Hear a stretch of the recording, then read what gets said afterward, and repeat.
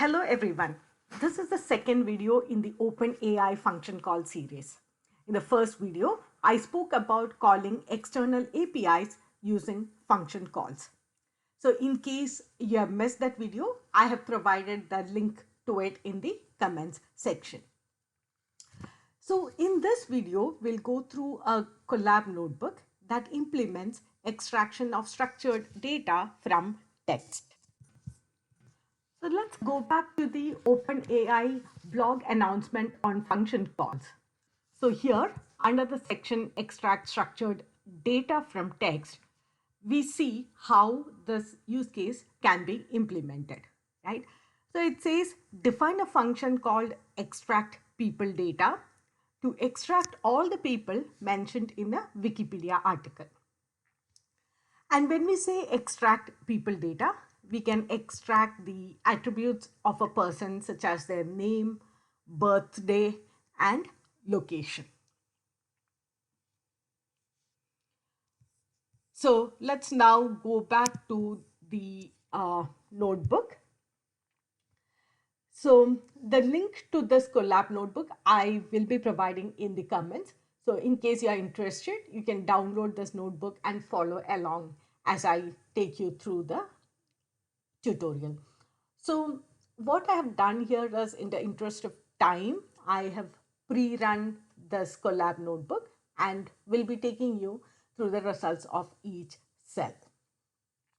There are a couple of prerequisites for running this notebook. First and foremost, of course, is getting the OpenAI API key, which you can get at platform.openai.com. And be careful with the way you use the API key. Always put it in an environment file and load it from the environment file. Don't kind of use it directly in the notebook, because what would happen is, in case you forget to mask it and you upload the notebook somewhere, then your API key would be exposed. The second prerequisite is that we need a text to extract the structured data from. So what I have done is, I have taken the first two paragraphs from a web page. So this web page is basically what talks about Federer's last match. And when you look at the first two paragraphs, you see that basically there are four people mentioned there. So one is Roger Federer, and then the text also talks about Nadal and their opponents from the team world, which are Francis Tiafoe and Jack Sock. So this is basically the input text that we will be using. Coming back to our Colab notebook, the first step, of course, is to install the required packages. We are installing python.env, which is required for loading and reading the environment file, and the OpenAI package. Next step is to import the relevant packages. Then we load the environment file, which I have put it in a folder called env files here, and then I read the OpenAI API key, which I have saved in a variable called OpenAI_API_key, and I load it into another variable called OpenAI.API_key. So we have got the key now. Next step here is that I have defined a function called process extracted data, and it basically takes in a list element and then produces a JSON formatted string of that list as the output. So in the next cell, I have provided an example. Temp list is the list element here, and it basically has two elements, and each element has each element consists of 4 items here. So one is name, birthday, profession, and home country. And then when we call the process extracted data with this temp list array, what happens is you get a formatted JSON here. So I'll come to the details of this function in depth later in this video. But for now, just understand that it takes in a list and then gives a JSON formatted output of the list. Next step, of course, is to set the data that we want to analyze. So I put it in a variable called text to analyze, and it's basically the 2 paragraphs from the website that I showed you earlier. Now let's get into the OpenAI function calling. So just like I mentioned in my previous video, we can do it as a 3-step process. So the first step is to call the OpenAI model with the functions and the user's input. So let's see how that is done. So we have defined the text to be analyzed. Next step is to set it as a message. So the format to be used is set the role as user, since it's a user message, and content to the text that you want to analyze. So once that is done, the next step is to define the functions. So basically in OpenAI function calls, you can define an array with any number of functions in it. So here we have defined a array called functions. So I'm kind of using the terms array and list interchangeably in this discussion. So basically this functions list has only one element. That is, it has only one function defined. So now let's see what goes into defining a function. First and foremost, of course, is the name of the function. So you need to give the function a name. So here I've given the function name as extract structured data. Next step is to provide a description. So this description is basically for the GPT engine, and it should be a clear and concise explanation or description of what this function would be doing. Right. Next step is the parameters, which are basically the arguments to the function here. And then we specify that this parameter is basically an object. And then we go on to define or explain the various properties of this input parameter. Right. So here we see that there is going to be only one input parameter, which is people, and that is of type array.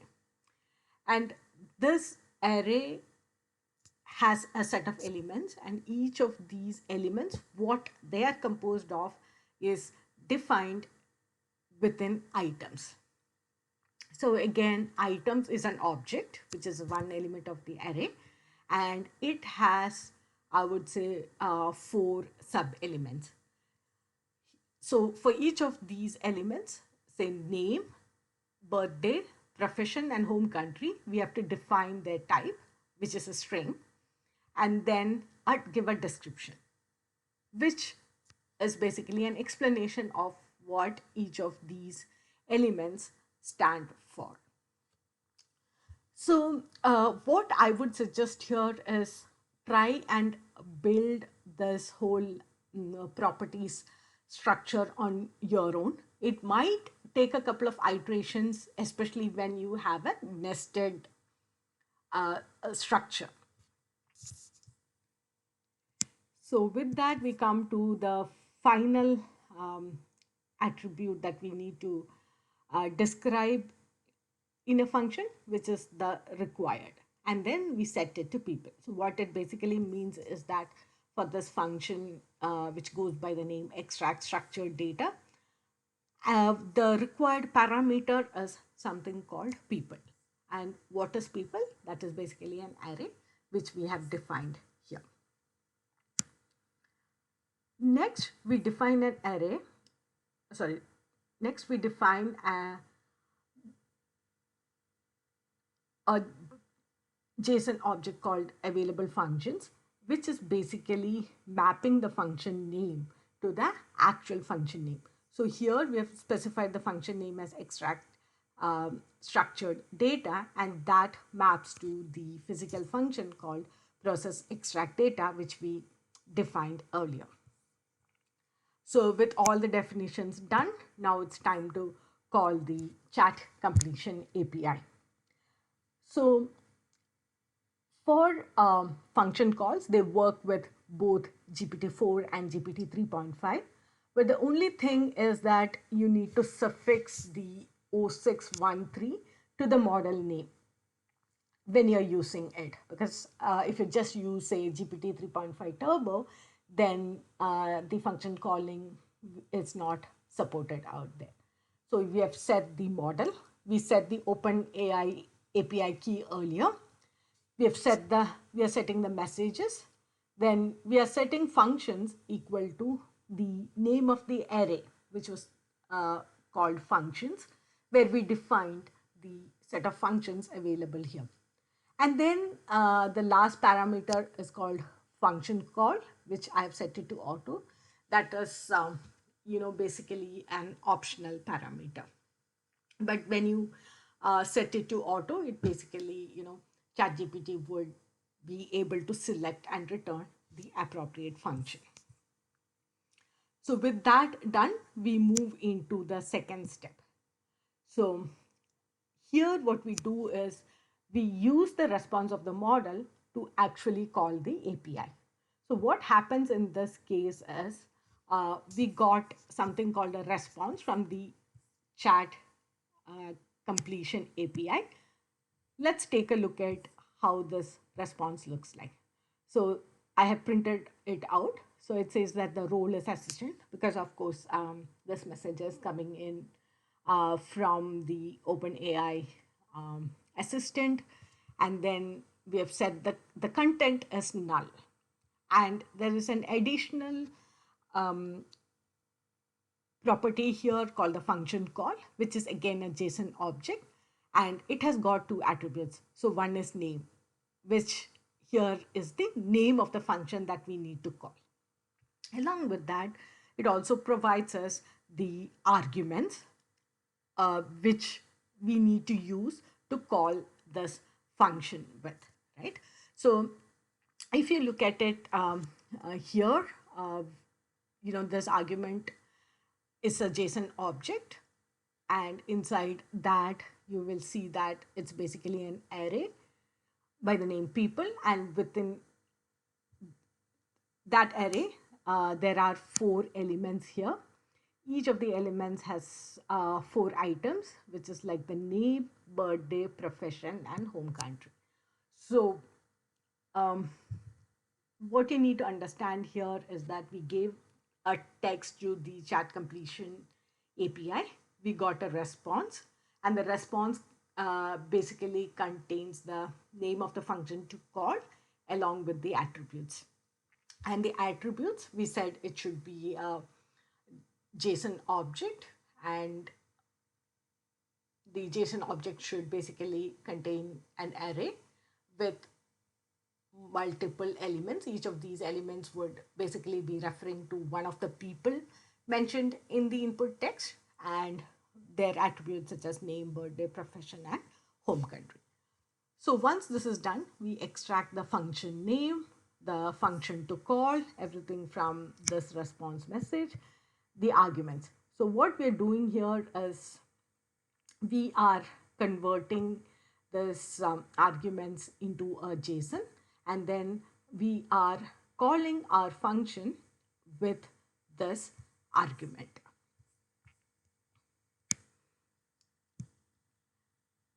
And now let's see what will be the output of this function call.